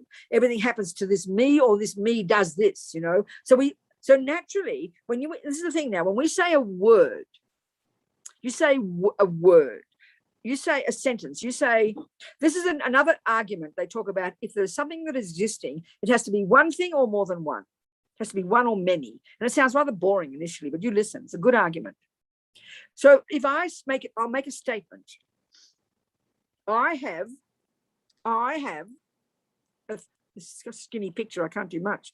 I usually go sideways picture, got to squeeze everything in.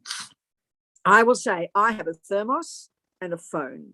Now, as soon as you hear me say those sounds out of my mouth, you naturally were going to check that I spoke the truth. It really helps if when words come out of a mouth, that those words are in sync with reality.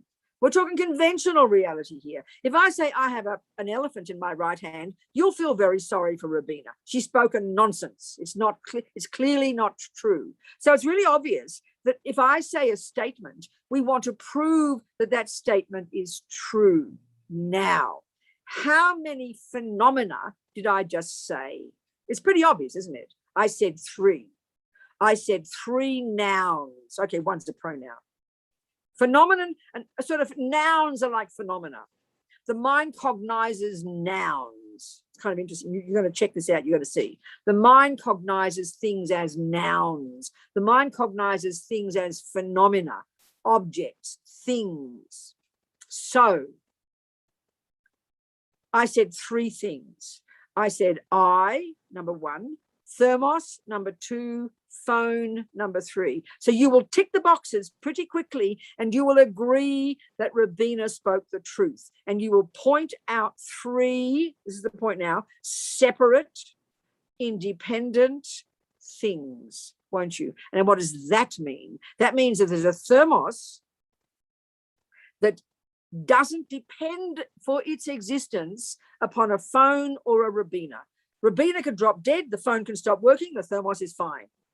The same with the phone. It's independent and separate. And this is a simple example.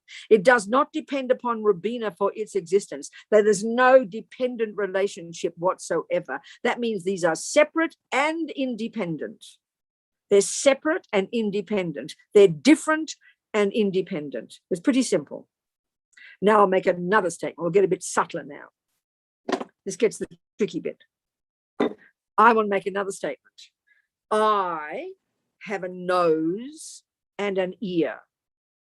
Now, initially, without analysis, you can see pretty quickly that that's a truth, but we have to unpack that because there's an untruth in there. How many phenomena did I mention? I mentioned 3. I said I, number 1, ear, number 2, nose, number 3. That means we have to point out 3 separate, independent phenomena. Well, there's the ear. It does not depend upon a nose to do its function of listening. Okay, at subtler levels, all the parts of the body depend. But at a simple level, my ear could go deaf, my nose keeps breathing air.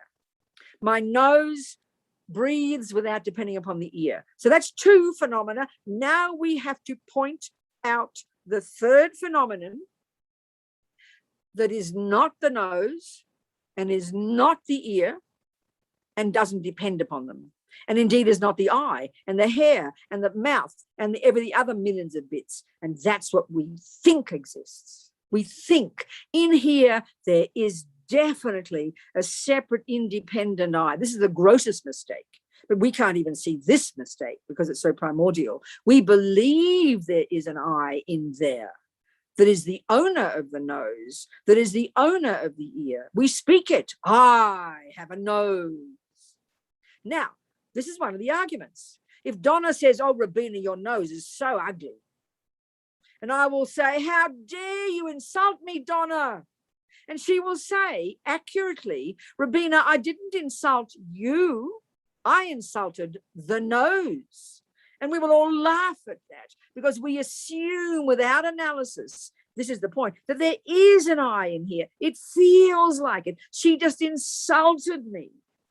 So it's like this. If the nose hurts, it's like the ear is watching and going, oh, phew, I'm glad it's not me. Your ear's not having any problem at all. Well, if there is an I in there that we think is there, that is a separate part that runs everything, it won't mind either if the nose is punched or insulted. That the I will say, oh, phew, I'm glad she didn't insult me. Of course, we laugh at this because we say, oh, but there is an I, but we've never checked. This sounds hilarious to us. But Buddha says, I'm sorry, honey, if there is an independent, separate I in there, kindly point it out to me. Come on, start searching. And this is the argument that Pavonka puts. This is the 4-point analysis. We understand this. The 4-point analysis. The first one, and this is the most difficult one, if we've got the first one down, we can realize pretty quickly there's no intrinsic I. But the first point is first establish what you think it is that you're going to search for. So, of course, it's a bit tricky because we say, but excuse me, Buddha just says there's no I. So what do you mean I've got to establish what I think the I is? We've got to establish what we think the I is because we certainly believe in it so that we can argue with it, so we can counteract it. You know, if I say to you, please go and get my iPad, I left it on the table, and you've never heard of an iPad, but you're too embarrassed to admit, and you walk in and there's 400 things on the table, you could spend 100 years searching. But because you don't even know what an iPad is, how can you search for one? Okay, an iPad's easy because it does exist. But as soon as you know what an iPad is, you can see pretty quickly, is there an iPad on that table? And you will come out and will only have 2 options. Robina, there's either no iPad, you just found the absence of an iPad, or she will hand me my iPad. That's it. That's the same with the I. The Buddha's saying, if there is an I in there among the other parts, you need to find it. This is the main analysis we have to do, to search for the I. But of course, it sounds so hilarious to us. But you've got to establish what it is first. And that's the part that's tricky. Now, I like to use the analogy. I love the latest example I'm using these days, which is about you go to IKEA. So Donna decides, she looks up on the computer and she sees a really nice product called Donna, and she wants to buy a Donna. So we know, first of all, you get to IKEA and you're very disappointed because all you get is a box of bloody parts, isn't it? You know, you don't get the Donna at all. She's got to create her own Donna. Well, this is a good example. So we know perfectly well that IKEA engineers or whatever, designers, they know exactly how many parts make up a Donna. And obviously with a human, it's hundreds and thousands of parts. And we know exactly when they give you those parts for that table, they don't just randomly chuck in 5 legs and 2 tops and 4 screws and you've got to cross your fingers. No, they know exactly the parts that belong to a Donna.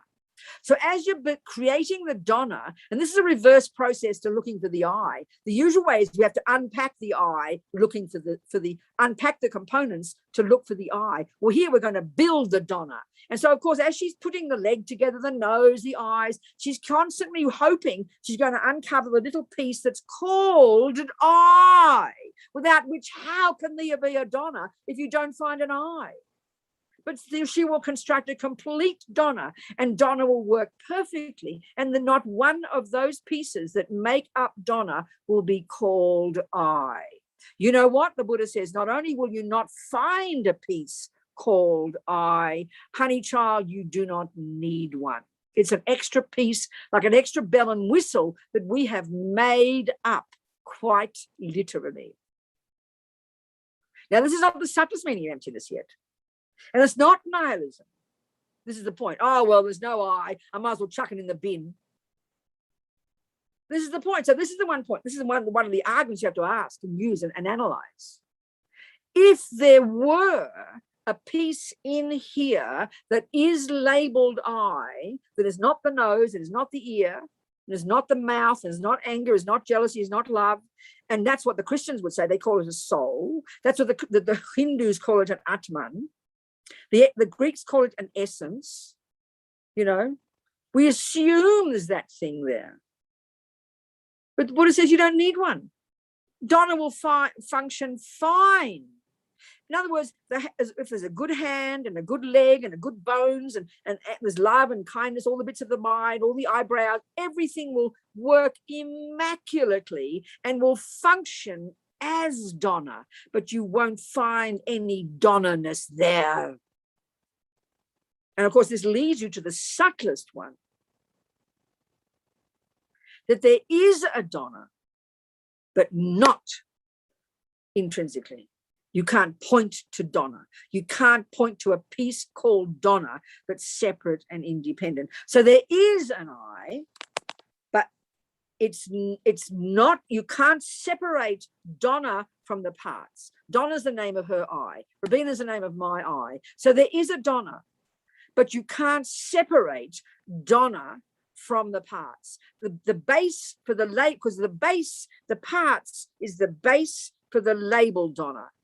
The base, the parts, the leg, the eye, the ear, the nose, all the bits and pieces that make up Donna that IKEA built very nicely, they are the basis of the name Donna. So there is Donna, but not from her own side. There is Donna that does exist in dependence upon the parts, but they're different, but they're not separate. You can't separate Donna from the parts. I mean, it's really clear with the thermos.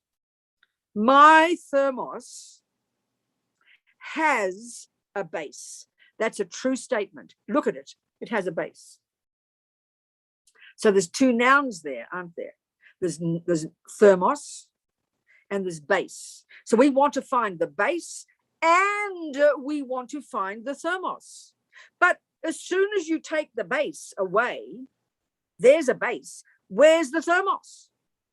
It's just a label you give to the base and the parts and the top and the bits. So this is the subtlest meaning of emptiness. As His Holiness says, Donna, I call Donna, Donna is not empty of existing from her own side, because you can't find Donna. You won't find any Donna, but that is not the real premise. Donna is empty of existing from her own side because she is a dependent arising. That's the king of logics. So the subtlest dependent arising, of course, is merely labeled. And Lama Zopa only ever talks about this, you know. So the thing is, so there's lots of, okay, this is just a summary of a few things. So why don't we leave that there, turn the page, and then we'll take a different tack. Okay, we'll look at it from a different point of view. Let's look at the word emptiness, because this really confuses us. So let's get back to the term object, phenomenon, object of knowledge, that which exists. So the definition, this is so tasty, the definition of an existent. They've each got their own definition. They're all synonyms, but they're all a different take, you know, on these things. So the definition of an existent, of something that exists, this is the definition. This shows the centrality of mind in Buddhism. The definition of an existent is that which can be cognized by mind. That's axiomatic, that if something exists, it can be known and cognized by the mind. That's tremendous, you know. So, okay, now let's look at the word emptiness. As soon as we hear it, we hear nothing. We hear it as nihilism, but it's not like that. Let's just use I use a simple example of my thermos, and let's use the example of, let's say, Donna's colorblind. And whenever black appears to her eyes, because her eyes are messy, they're all wrong, she sees pink. Let's just say, okay? Let's just say. So we know, because the way eyes work, and we know that conventionally we've all agreed this is called black. Now, Donna might even know it's called black, but she can't help it because it appears like pink to her. So she believes it's pink. She's only ever believed it's pink. So a pink is what appears to her. So how do we help poor Donna get to see reality? We can't bully her into knowing it's black when really all she sees is pink. It's kind of a problem. So we fix the problem. And in this case, it's something simple. It's her poor little eyes. So we get her done surgery, and then now her eyes are fixed. Okay, now her eyes are correct. And now again, I will show her this thermos. So naturally we'll go, oh, but now she'll see the truth. She'll say, oh, look at that, that's black. But she won't say that. And listen to this point. This is the point. She will get the shock of her life. And she will go, oh my God, it's not pink. Won't she? Because her eyes are okay. She's seeing the right color for the first time. But conceptually, because she's so familiar with believing it's pink, she will get the shock of her life because she expects pink. And she actually, the phenomenon that she will cognize is called the absence of pink, the emptiness of pink. That's what she will cognize. And it's a conceptual concept. So it's a concept, isn't it? Let's say she believes there's $5,000 in her bank. She knows there's $5,000. She saved it. She put it there. She utterly believes in the presence of $5,000. And let's say she then looks in her statement because she wants to get the money out. And she goes into not her statement, she goes into the bank, puts a password in. And then listen to this. What is there is a zero. Okay, it's a zero. Now she will see the zero in the first millisecond, but what she will really see, the object of knowledge that is presented to her mind will be the absence of her precious $5,000. We understand this. If I'm going to drink my tea in my thermos, I'm all excited, expecting tea, and I go like this, and I go, oh, my thermos is empty. Think about this. You don't walk into the crockery shop. I always forget what we call it in America. In England, we call it crockery, the cups and saucers. You don't walk into the cups and saucers shop and you go, oh, mummy, all the cups are empty. No, because you know why you don't say that? And this is a really crucial point now, because you don't expect them to be empty. I don't expect this black thermos to be pink. So my eyes are already working fine, and I will see the conventional phenomenon called pink. It is not, I will see black. It isn't pink, but I won't see a thing called absence of pink because I didn't think it was pink in the first place. But Donna, because she's expecting pink, and she's now going to see the truth. She's now got the realization of truth. So she will see the absence of pink, and then she will see the truth, which is black. This is how it happens when you're realizing emptiness.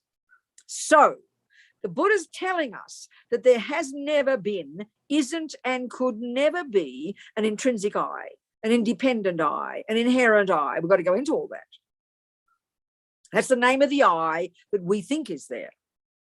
He says there isn't that one, but we have to prove it. So when you do all your analysis and you get your single point of concentration and your meditation, and then one day in Donna's single point of concentration after years and lifetimes of practice, one day she will have removed the subtlest imprint in her mind, and she will see nakedly for the very first time the absence of the I she thought was there. She just saw then the absence of the pink that she thought was there. When she looked in her bank, she saw the absence of the $5,000 that she thought was there. If you're looking for Mary in a room, and you're not looking for the people in a party, in a room, and you open the door, you go, oh, the room's empty. Well, you don't just look in every room that has no people in it. You're not expecting people. You don't say the room's empty. You only say the room is empty. The only person who says the room is empty is a person who's expecting people. The only person who sees the bank account is empty is the person who is expecting $5,000. So these are emptinesses that are sad ones. But what if Donna's told she's got cancer? So suddenly she's facing the reality that she's going to die. She has to let go of her husband, and the Dharma sent all her friends, and she's trying to get used to this idea she's going to die. She believes in the presence of cancer in her body. She believes it utterly, completely, and acts according to that belief. She's devastated. She's trying to get used to it. She's trying to come to terms with the presence of cancer. And then she goes to the doctor, and the doctor says, sorry, Donna, we gave you the wrong x-rays. There is no cancer. Well, what Donna just had a cognition of is the absence of cancer. Of course, that's a happy absence. She'll be blissed out. So as Lama Zopa says, the greatest yogi, when they see for the first time nakedly at a subtle level of their mind see with absolute certainty. The I they've been believing in for 40 billion eons has never, could not, and does not exist. He says the bliss they experience is unimaginable. The lesser yogis have incredible fear, but it's a good fear. So emptiness is the name of a phenomenon that does exist. If there were $5,000 in Donna's bank, then $5,000 is a phenomenon that does exist. And if there's no $5,000, which is what she expects, then the phenomenon that Donna is cognizing is a negating phenomenon, and it's called the absence of $5,000. That's a valid phenomenon that does exist. So emptiness is not meaning nothingness. It means the absence of something. And in Donna's case, it's the absence of $5,000. It's the absence of pink. It's the absence of people. It's the absence of cancer. So it's a vivid, powerful, existent phenomenon, but it's like a negative number instead of a positive one.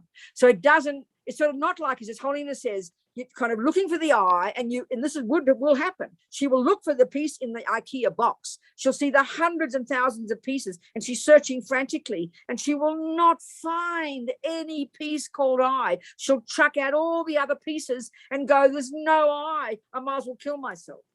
Dalai Lama says it's not like that. You will find the absence of the I you expected to be there, but then you will realize dependent arising. Then you're on the right track. Listen to this one. The $0 is a good analogy for nihilism. It is meaning nothing. It means nothing. So let's say she asks me to look in the bank.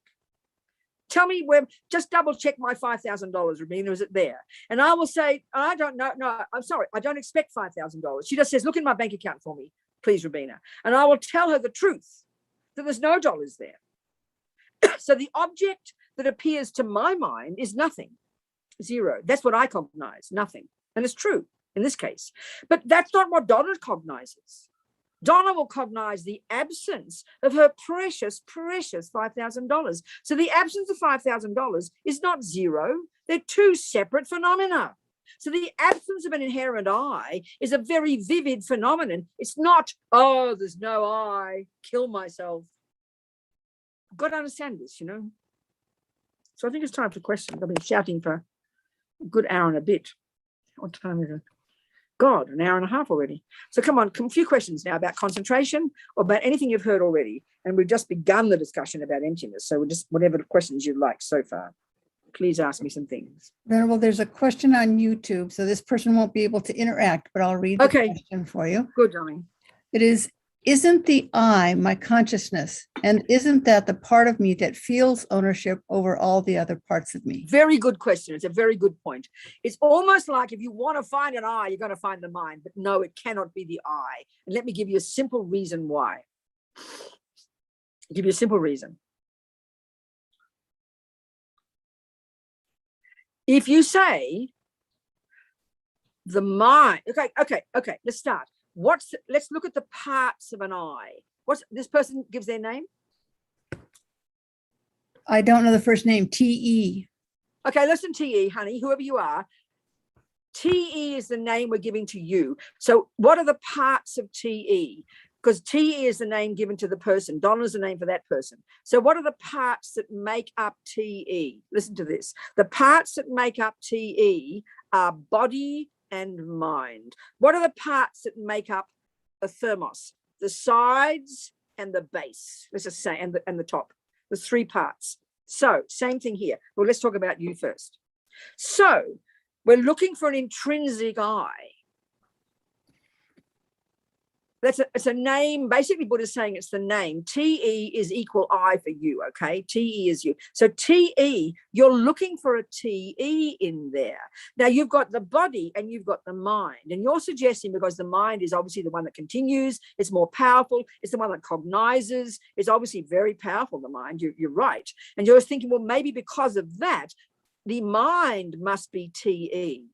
Okay, but we first just said, we posited the phenomenon called TE. And then we looked at the parts that make up TE. One is the body and one is the mind. So if the mind is a part that makes up TE, TE can't be the mind and mind can't be TE. They're separate phenomena. So if you say that TE is the same as mind, then you're saying, well, TE and mind are synonymous. That means TE owns a TE or mind owns a mind. It's absurd. Why would you say that? So no, your mind is not TE, but the mind is a valid base that continues from life to life, that is a valid base for the label I. In this life, it's TE. Next life, it might be Mary, who knows what. So that's the point. And in a way, all the earlier thoughts, this is the different views about emptiness. And here we're discussing the Madhyamika Prasangika view, which is a view that our lamas teach us. So all the earlier views, the previous views in Buddhism, there are many views, they all posit that there has to be something that bears the label I, and they would all posit some part of the mind. But the Prasangika Madhyamika says you cannot do that. And you don't need to find something in there that is the I, because TE is merely the label we give to those parts. That's the answer, TE. It's one answer anyway. Anything else there, Donna? Anybody else? I can't see any of you except 6 of you. So any of you other people got questions? Anybody at all? Yes, I have a Linda. question. I can see Linda. Yes. Oh, Linda. hi. Hi, Venerable.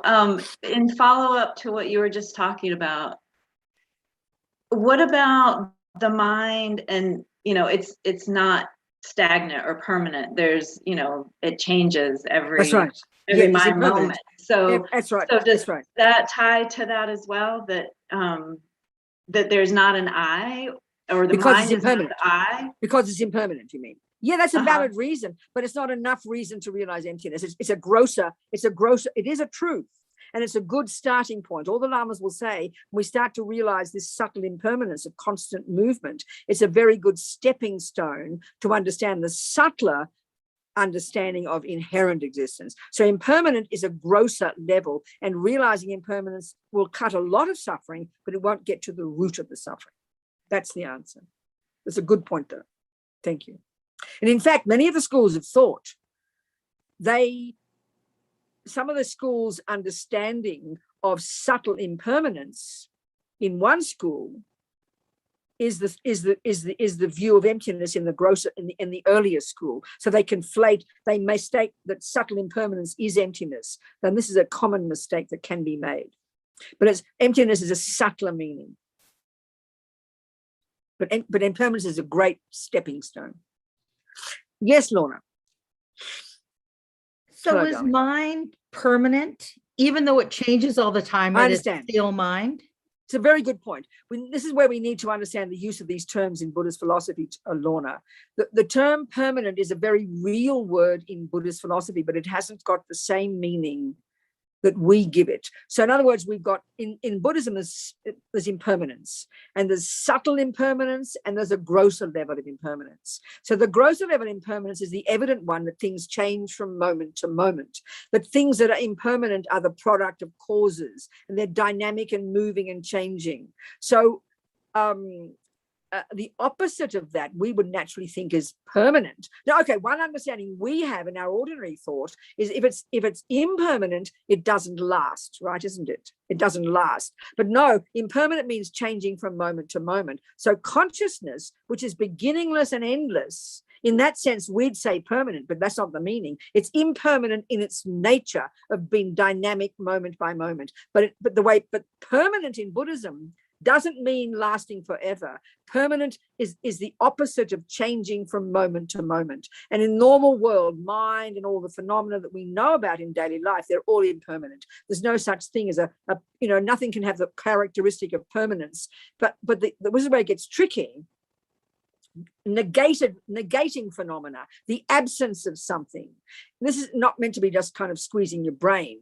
The absence of something such as emptiness, or even for this moment, the absence in your mind of, say, anger, we can maybe look into your mind, you'll see there's no anger in your mind. Well, we could argue there is no anger in your mind, but there is in your mind the presence of the absence of anger. You can talk like this. It's a very proper way to talk. That phenomenon called the absence of something, the absence of blue, the absence of money, the absence of anger, that phenomenon isn't an impermanent phenomenon. It doesn't change from moment to moment. It has not got a cause. This seems a bit weird to us, but it's a very major thing we learn to discuss in order to get us to understand this abstract phenomenon called the absence of an inherent I. So, but in conventional terms, there's no permanent. The things that we understand in daily life, like our mind and all the things that come and go, they're all impermanent in their nature insofar as they change from moment to moment. That's the real characteristic. I understand. Thank you. Thank you, Donna. Thank you, Lorna. What else, dearest people? Wish I could see you all. Any other questions? Or we can keep talking. Let's discuss. Let's just go more to this word. What is it? What time is it? Okay, we're fine. Okay, so let's just look more. When they talk about, we all know the language, we're trying to realize emptiness, it says, So what we're trying to get to see, what we're trying to cognize, realize is just a particular word for a level of cognition that's kind of certain, there's many levels of cognition. Cognition is the function of your mind. The verb to cognize, the verb to know, the verb to be aware, they're all synonyms. It's the function of your mind, the bare bones function. So all the parts of our mind cognize in different ways. And so, of course, what Buddha is telling us is we have some cognitions that are completely invalid. Like attachment is an invalid cognition because what it's seeing is not existing there. The cake that attachment sees is not the cake on the plate. Ignorance is the deepest invalid cognition, misconception, because what it's seeing is an inherent delicious chocolate cake, an inherent me. So these are the words we have to try and understand as well. So Buddha's saying that the I that we think exists, the words he uses for it, we see it as an intrinsic I, an independent I, an inherent I, an I that exists from its own side, an I that exists truly, an I that exists in and of itself, a self-existent I. There are a dozen, easily more, synonyms for the phenomenon that we think is there, grasped at by ignorance, but which isn't there. That's what we've got to get used to thinking. And all the delusions are like that. Attachment believes in a phenomenon. When I've got my attachment glasses on, and it's a branch delusion, the cake I see through the lenses of attachment isn't the cake that exists there. And then ignorance, the deeper delusion that underpins the attachment. So the attachment causes the cake to look more delicious than it really is. The ignorance underpinning the attachment causes the delicious cake to appear, it's like the very ontological status of the cake itself. It appears intrinsically on the plate, independent, finally, of my mind cognizing it. So this gets us to the subtlest level of dependent arising. The first level is that, back to the I, there is no I that isn't that isn't the product of causes. There is no I separate from the parts. And finally, there is no I separate from the mind cognizing it, merely labeled. As Lama Zopa says, when we've realized the emptiness of the inherent existence of the I, he says, it's as if there's no I. That's ultimate. But conventionally, he says, there is an I, a dependent arising I, a merely labeled I. But what does exist is so subtle, it's if it doesn't exist. And this sounds kind of tricky, The I appear, when you realize emptiness, it's as if there's no I, and then you realize dependent arising, there is an I, but what does exist is so subtle, it's as if it's no I. I mean, this sounds like a yogi tricky talk, but it's exactly the way yogis see it. So we've got to try and find where these two are not contradictory. This is the major point. When we can even understand intellectually that every time we think about dependent arising, that there is an I that does exist in dependence upon causes, parts, and the mind labeling it, that tells us that there is no intrinsic I. And every time you think about the emptiness of the intrinsic I, that tells you there is a dependent arising I. And these get ever more subtle, until eventually, as I said, these come together. They're just flip sides of the same coin. When we're really on the right track, when we can start to hear them not as contradictory. And that just takes a bit of just thinking and analysis. And like anything, this stuff is not mysterious. Don't mystify it. I mean, someone who's been thinking, they says, oh, I've been thinking about emptiness for 40 years. I still don't understand it. And I'll say to them, well, what's the definition? And they say, oh, I don't know. Well, if you don't even know how to define what emptiness is, if you don't even know the intellectual words, of course you'll never understand it, because you've got to think about it. It's like saying, oh, I've been thinking about 1 + 1 is 2 for 40 years and I don't understand it. It means you haven't analysed 1, you haven't analysed plus, you haven't analysed equals, and you haven't analysed 2. So you can't put the concepts together. Of course you'll never understand it. It won't come to you like a revelation. Oh, suddenly the 2 is the answer. You've got to squeeze your brain. Same here. So learn the definitions, learn the use of the words. I mean, as soon as I hear people talking about computers, I'm lost. I have no idea what they're talking about because I haven't learned the terms. So, but it doesn't mean I can't learn them. But we think emptiness is intrinsically difficult. I mean, frankly, I think bodhicitta is much more difficult than emptiness. I'd rather talk about emptiness any day. Bodhicitta sounds insane. So don't mystify it. Then the more you learn the words, the penny drops bit by bit, you know. So let's look at something else. Let's let's just look again a bit more, another approach about how you can't have dependent arising without emptiness, and you can't have emptiness without dependent arising, because they are the flip sides of the same coin. It's two different ways, effectively, of saying the same thing. So in other words, emptiness is that the I lacks an independent character. So the dependent arising way of putting it is the I possesses an interdependent character. It's the same way of saying it. Lacking an independent character is another way of saying having an interdependent character. It's exactly the same. I mean, they're not technically the same, but it's like the same. Don't think they're not. You've got to use the right words, you know. And Lord Buddha tells us in the Heart Sutra, like this. He says, form, okay, what's Buddha on about? He's telling you what Buddha's doing. He's sitting in Rajagriha, he's in meditation, but the people doing the talking are his disciples. Avalokitesvara as a 10th level bodhisattva, as a human, and Shariputra, they're having a chat. Buddha's spacing out in meditation, but he's channeling his thoughts into their mouths. So they're having the talk. They're talking. So, well, basically it's Shariputra mostly. Now he asks Avalokitesvara the question, then Shariputra answers, and the rest of the Heart Sutra is Shariputra's answer. So what he's doing is he's breaking, what he's saying is, you know, he's describing all the different components of the universe, the 5 aggregates, the 4 noble truths, the 12 links of dependent arising, this one, that one, this one, that one. They all are empty of existing from their own side. He's telling us that.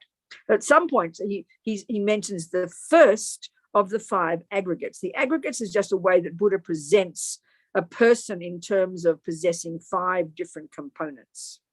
And the first one is called form, which is essentially referring to our physicality. And this can be used, you can say any word there instead of form. Doesn't matter. So we'll start the way he said it. So what he says is this: form is emptiness. Form is empty, he says. Then he says, emptiness is form. Then he says, form is nothing other than emptiness, and emptiness is nothing other than form. Well, what he's saying is this. There's Donna and her mistake seeing, well, let's say the cancer one, okay? So, now let's just keep it, okay, let me think of the example. Okay, yeah. So no, just think of something simple. Think of something, my thermos is black. So we know thermos is one thing and black is a color. We know that. So you could say wherever there is thermos, in this case, there is black. And wherever there is black, there is thermos. So thermos is nothing other than black, and black is nothing other than thermos. That makes sense. So you can't have black without a thermos. In this case, you can't say there's black and there's the thermos. That's schizophrenic. Black is a characteristic of a thermos. Well, for Donna, black thermos is empty of pink. And wherever Donna sees black thermos, she will see the emptiness of pink when she's realized it. And wherever you find the emptiness of pink, you'll find that nowhere but right there on the black thermos. So black thermos is empty of pink. Emptiness of pink is black thermos. Wherever there's black thermos, there is emptiness of pink. And wherever there's emptiness of pink, there's black thermos. We get that. Same here. Form is empty. Donna's empty. And emptiness of Donna is emptiness. Okay, Donna, interdependent Donna is, oh, my battery's running out. I've got to plug in. Hang on. Where do I plug in? Here, my computer.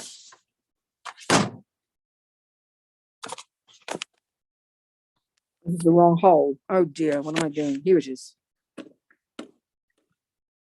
I don't know what it is about this North Carolina group. It works perfectly for the whole world for the last year, but just my computer for North Carolina. It doesn't make sense, does it? You've got to admit, it doesn't make any sense at all, and I can't solve it.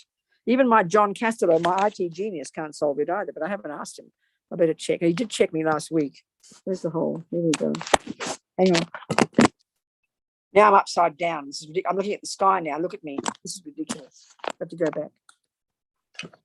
Yeah. Got to put it on the edge. Oh, it's so difficult. Now I'm sitting in front. I've got to hold it. I can't do anything else. Okay, I'll just have to hold it. Is it plugged in yet? No, it's not plugged in yet. What's happening?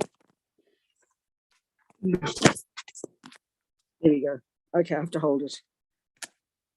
So in other words, instead of thinking emptiness is one thing, no, instead of thinking that when we say emptiness, it negates existence. That's the mistake. But emptiness not only doesn't, I want you to see the Buddha as well. Emptiness not only doesn't negate existence. This is the point now.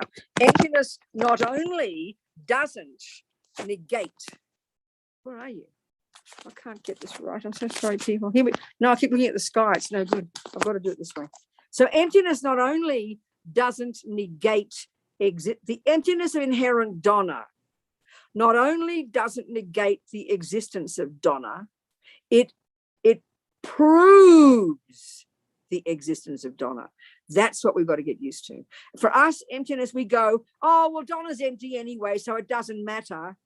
That's nihilism. That's the instinctive response we have. This is why we need to understand emptiness in the context of dependent arising. That's why dependent arising is the king of logics. We've got to get used to the idea that when you say empty, it is implying existence. In fact, things can't exist if they're not empty of intrinsic existence. We've got to get used to that. Emptiness reinforces existence.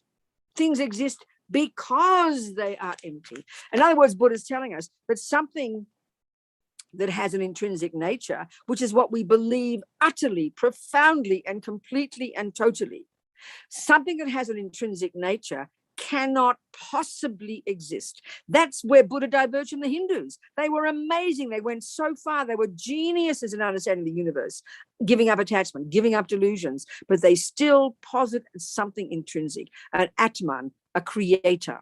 This is where he argues with the Christians. He just says it's not viable. It's not possible. And we can't just believe that. We have to study it. And then why should we study all this stuff? Why do we want to squeeze our brain?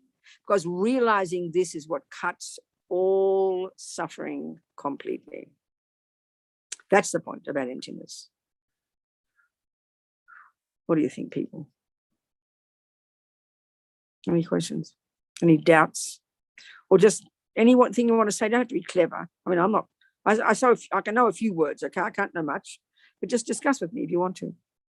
So that, again, I want to say the real point of realizing emptiness is just to be some clever person who gets full marks in your philosophy exam, not like that. The real reason to realize emptiness is so you realize your own true nature. You become blissful, radiant, connected, not separate from others, full of love, full of wisdom, full of compassion. Fear has gone. We did that story last week about Lama Zopa. Fear, didn't we tell the story of Lama Zopa last week?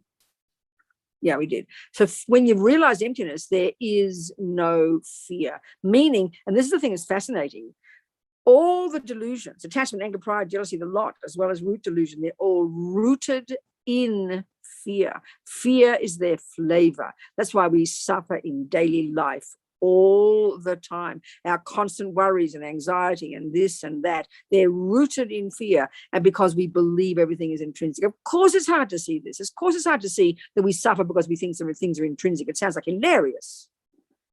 But by thinking about it, gradually practicing, first abiding by karma, then seeing the mind, practicing, purifying, slowly the penny drops. You know, we start to, all the bits and pieces of the whole map come together. I don't know, people, what else? That'll do, maybe it's time to go to bed. What time is it? 5 minutes, come on. Time to go, time to finish. No other questions there, Donna, darling? Lorna's hand just went up. Oh, Lorna, good sweetheart, talk to me. So is karma dependent arising? Yeah, that's my exact point. It's an example of cause and effect, Right. which is the first level of dependent arising. Arguing with one of the prevailing views at the time that there is an I, this is what the Hindus think, or some of the Hindus, there is an of the soul for that matter, that it's permanent and has no cause. It's a gift from God sort of thing. That's the argument against that. So that's why karma is so powerful as a way to loosen the grip of poor self-pity me. Do you understand? Yes. That's exactly right, Lorna. Exactly, darling. So that it's the strong one, like that TE's point, not TE, yeah, maybe TE, was it TE's point or somebody else's point? Yeah, TE's point about how maybe the mind is the I.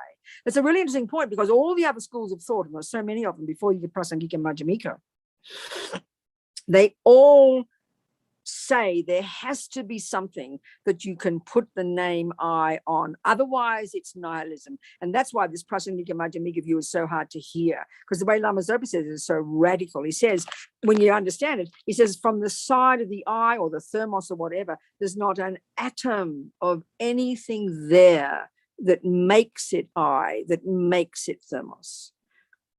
And that feels like, oh my God, we're jumping off the cliff, there's nothing there. But he's not saying that. This is why dependent arising and emptiness is so powerful, that we know them together, because they kind of anchor us. And I found another interesting comment. It's just my own observation. You think about this. If we're caught up in this ego grasping, that's the colloquial term for this ignorance, which is the root delusion that informs attachment and anger and all the others. They're all the branch delusions of this one.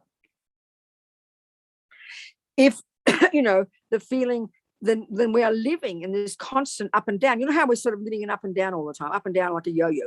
When attachment gets what it wants, that's what we call happiness. So we get all overexcited. Now I found happiness. Finally, I found the best job.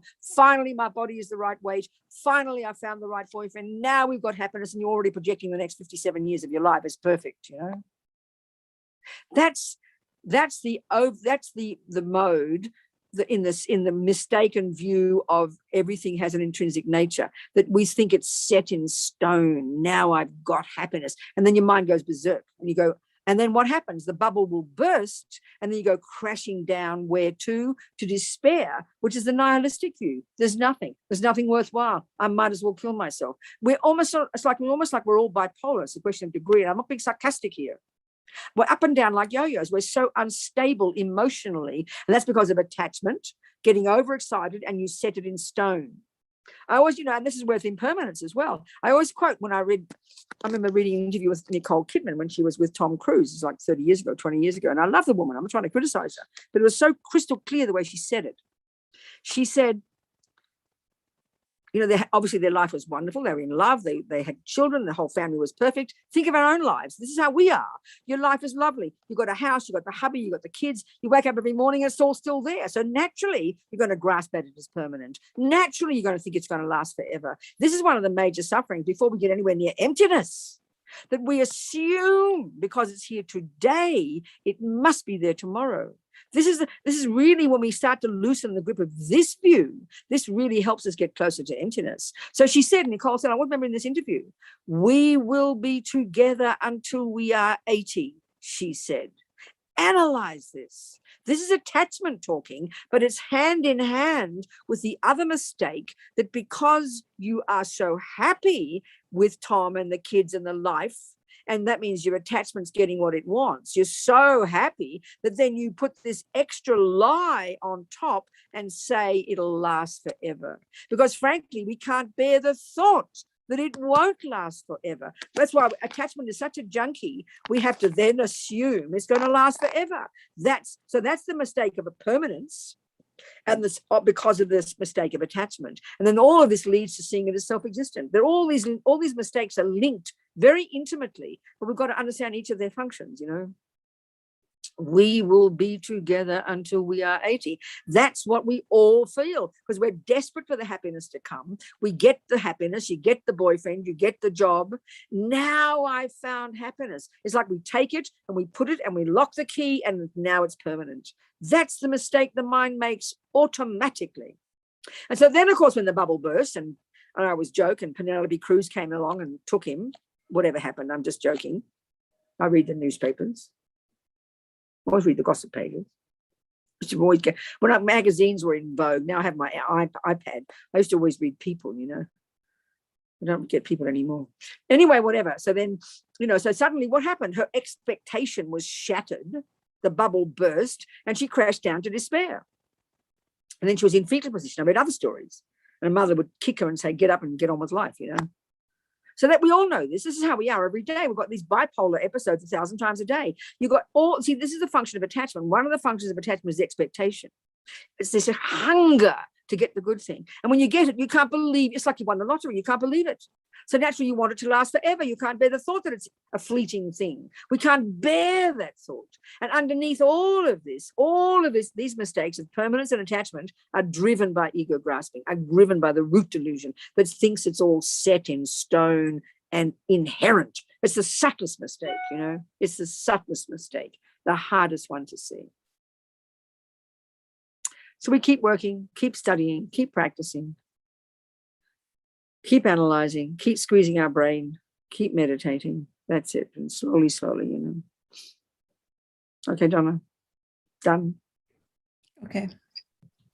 Thank you, darling people. So kind. And I'm sorry I can't see you all. What to do? Maybe next week my computer will work. It's a total mystery. I've got to get John onto the case again. It's a complete mystery. Everyone else, it works on the planet, just for you guys. And the iPad works, for God's sake. So who knows what it is? Okay, so we say our little dedication prayers. Here we've been for 2 whole hours, me raving on like a maniac. Let's hope there's something that's been useful. Some, you know, thoughts in the mind have maybe said, wow, that's a good point. I get that one. A little insights you've had. Nourish them, delight in them, be glad. And these seeds we've planted, how amazing. And none of these 2 hours will go astray. We might remember not most of it, but all the seeds stay there. So we're going to nourish these seeds with our effort from this moment forward, so the seeds do grow as we motivated in the development of our Buddhahood. So we really can be a benefit to others. How amazing. Never give up, okay? So to say in English. So I'm going to put in my words onto it. So due to these virtuous karmic seeds that we have planted this last 2 hours, may I quickly, because of these, just as we motivated, may I quickly achieve the state of a Guru Buddha. And then I'll be able to, exactly as we motivated, be able to lead all beings to the wisdom that I have found based on my compassion, so they can become enlightened as well.